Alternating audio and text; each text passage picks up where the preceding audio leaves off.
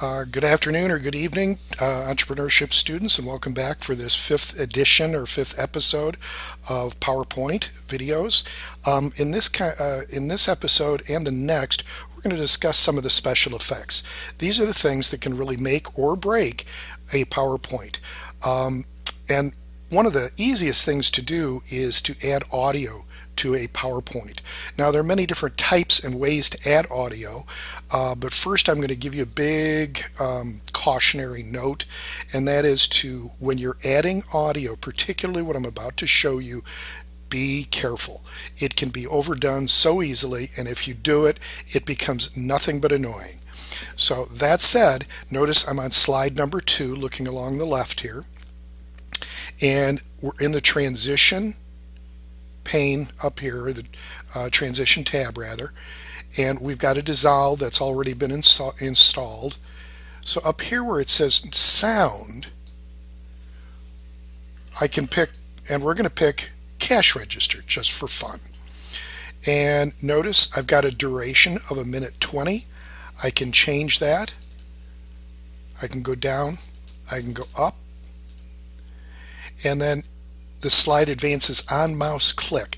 Now, the only reason I'm mentioning that is because you can have this do it all by itself, and there are reasons for it. We'll discuss that later on. It's a little advanced for this, but I have actually used it on one occasion, and I also had a timer in there. So anyway, getting back to where we were, let's go to slide number 1.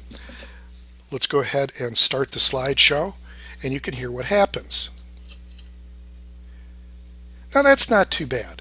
Okay, there's really no reason to have a cash register sound then. If we had something that was more soccer oriented, like applause or something like that, might have been better, but you get the point. Now that said, if you do this too frequently, it will be very annoying. Now the other kind of sound that you can insert is something that has to do with the subject matter of your slideshow. And for that, you go to the Insert tab. Notice it over here, and over here under Media you have Video. We will discuss that next, and this one's Audio. If you click the down triangle, notice I can click Audio from File. Now a file audio is usually stuff that you have saved, or a file that you have saved on an interview using your cell phone. You can use that. It's an MP3 file, perfectly fine. You save it to your laptop or to the laptop that you're using, or tether it using a USB cable, locate the file, move it over, and it becomes part of your PowerPoint. That can actually be very powerful depending on the subject matter. And remember, you always keep things on point. Going to pause this, be right back. Okay, and we're back. And where I was going with this was, when you're inserting audio, let's say that you just want some clip art. Let's say you want to have a something on here that if somebody answers a question right, you click on it to give them some applause. So I've clicked on, notice what I did, I clicked on Clip Art Audio, and now there are only 2 in here, but there's more at office.com. There's things that you can purchase. There's a lot of freebies out there on the web. So if you want to insert I keep calling it clip art, but it's clip art sounds or clip audio. Go ahead and look for what you want. Now this one, we're going to add claps and cheers. So I'm just going to click on that. Double click, and notice what appears here on the slide. Oops, didn't want to do that. I want to move the whole thing up here and keep that straight. Notice what you get here. Now this bar down here where I can play it, let's hear it.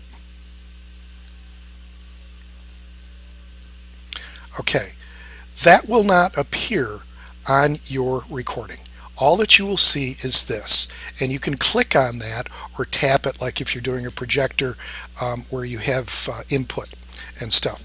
Okay, we're getting a little long here, so there is just one other thing I wanted to show you. It doesn't really have anything to do with inserting audio, but those are the basic ways to do it.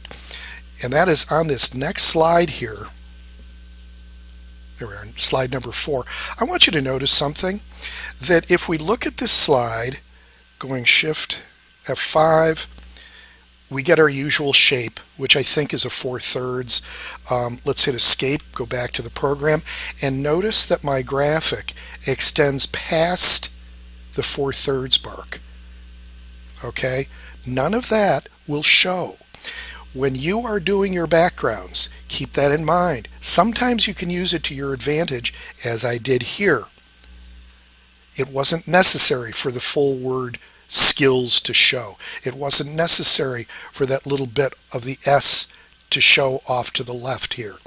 So when you're creating these things, keep that in mind, that not everything has to be this nice tidy little package as you're working here. And that's it. See you back for the next part of special effects, which is we're going to be discussing something that's really fun to do, and that's inserting video. Thank you very much.